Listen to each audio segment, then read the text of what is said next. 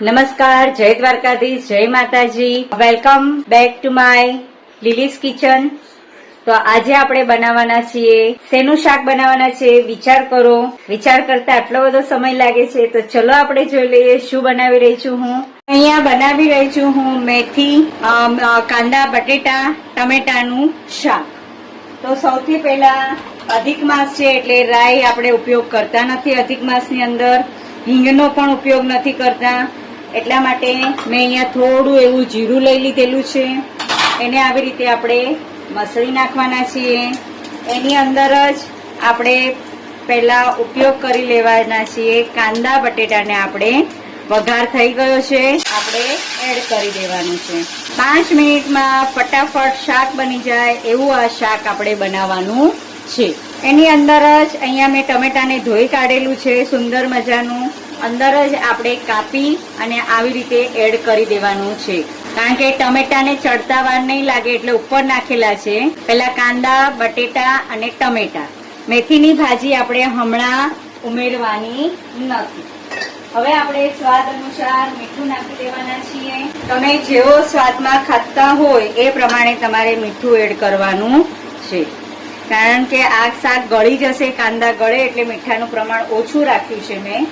મેથીની ભાજી લીલા કલરની દેખાય એટલા માટે મેં સેજ ચપટી સાકર નાખેલી છે. કોઈ પણ ભાજી તમે કરો એમાં ચપટી સાકર નાખી દો એટલે તમારી ભાજી એવી ને એવી લીલી દેખાય છે. 5 મિનિટ એને રહેવા દઈશું. ત્યાર પછી આપણે બધા મસાલા કરવાના છે. એ પહેલા આપણે હમણાં એક પણ મસાલા કરવાના નથી. હવે આપણે મસાલા કરવાના છીએ.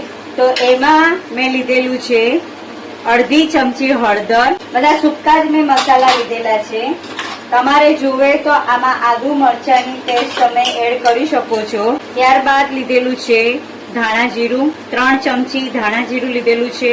3 ચમચી મરચું. તમે જેવું તીખું ખાતા હોય, અહીંયા મેં કાશ્મીરી મરચાનો જ હું ઉપયોગ કરું છું, કારણ કે મારા ઘરમાં બીજા કોઈ તીખા મરચું ખાતા નથી. આપણે આ બધાને 2 મિનિટ રહેવા દીધા છે. બધા મસાલાને ચડવા દીધા. હવે આપણે એને સેજ હલાવી લેવાનું છે, કારણ કે આપણે ગ્રેવી વાળું શાક કરવાનું છે. થોડું ગ્રેવી, જેથી પરાઠા ભાખરી આપણે ખાઈ શકીએ. હવે આપણે આજે મેથી 2-3 પાણીએ મેં ધોઈ કાઢેલી હતી અને ફરી પાછી મેં સ્વચ્છ પાણીમાં એને પલાળી દીધેલી છે.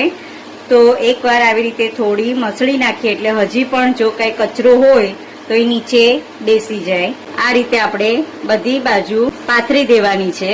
મેથીની ભાજીને ચડતા વાર નહીં લાગે અને આ ઝટપટ બની જાય એવું શાક છે ગ્રેવી વાળું. આ જુઓ તો આટલો કચરો નીકળ્યો. જો કલર વાળી આ બધા આપણે કહીએ પણ પ્યોર અત્યારના કાંઈ મળતું જ નથી, બધું ભેળસેળ વાળું જ છે. બરાબર છે. હવે આપણે એને ઢાંકી દેવાનું છે. એની ઉપર આપણે પાણી મૂકવાનું છે, કારણ કે નીચે દાજે નહીં. હવે શાક ચડે ત્યાં સુધી આપણે એની શું બનાવી દેવાની છે, થોડી ગ્રેવી બનાવવાની છે. તો ગ્રેવી બનાવવા માટે મેં થોડી અહીંયા લઈ લીધેલું છે પાણી. થોડું એની અંદર નાખી દેવાનું છે તેલ. 2 ચમચી મરચું, 2 ચમચી ધાણા જીરું, 5 ચમચી જેટલી હળદર. એકદમ થોડી એવી હળદર, કારણ કે આપણે આગળ હળદર ઉમેરી દીધેલી છે. હવે બધાને એકરસ આવી રીતે કરી દેવાનું છે.